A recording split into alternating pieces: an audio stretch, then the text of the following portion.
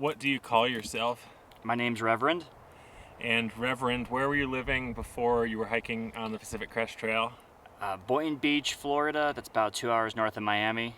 So for everyone who doesn't know where that is, I just say Miami. Makes it simple. Right on. And what are you passionate about, Reverend?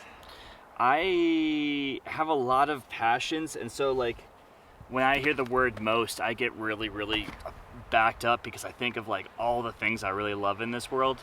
I've really found myself really passionate in general about knowledge. I'm an engineer.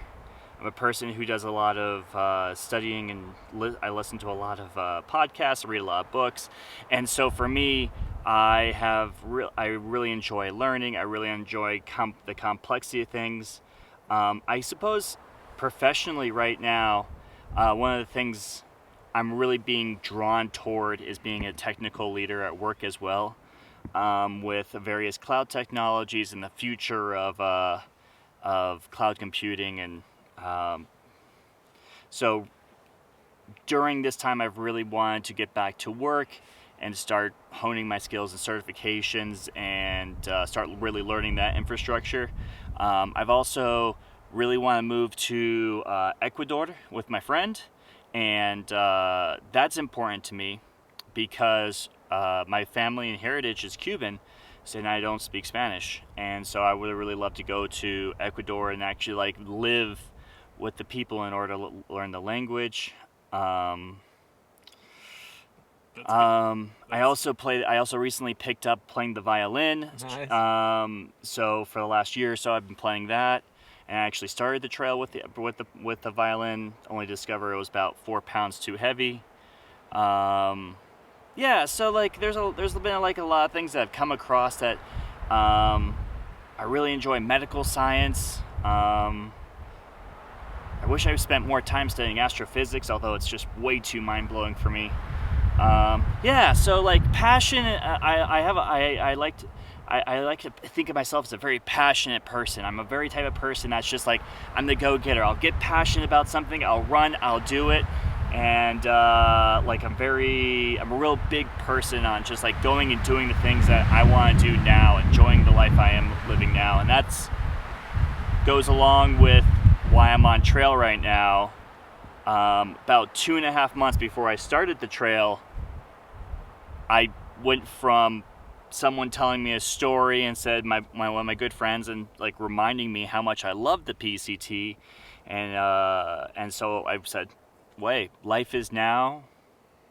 Let's go do the PCT right now," And so I went 2.5 months before I set on trail, quit my job, got my things, put them in storage, and now I'm on trail. So Nice. passion is something I have many of.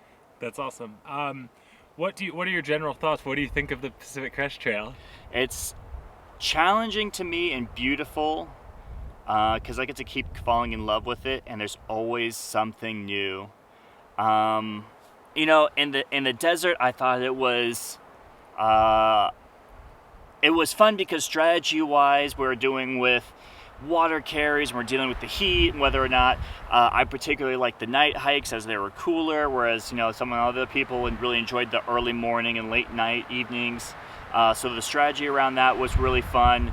The sights were beautiful. Getting to the Sierras, it's just PCT flips a complete 180 on you. Now we're doing there's water everywhere, there's snow everywhere.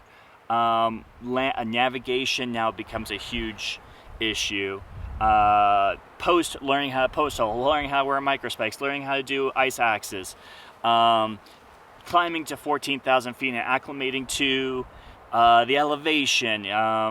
Something I struggled with was because I was from Miami. Miami elevation 7 feet, and so being able to go from training inclination and elevation and everything was just a different type of challenge I had not encountered yet. I've never done a pass in my life. I've never, summited a 14,000 foot Peak. mountain. Yeah, and it was just incredible, and all that.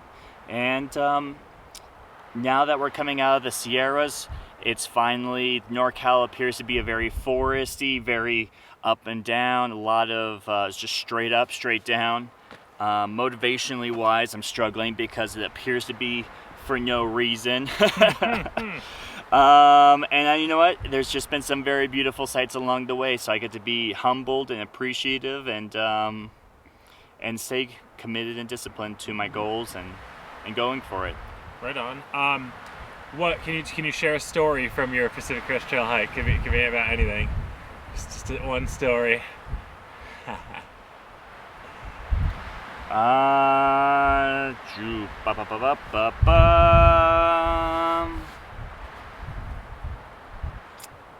be about people you met, about, I don't know, something happened in the Sierra, something. Do I have to do some editing around this one? I don't know, dude. I mean, like, topic.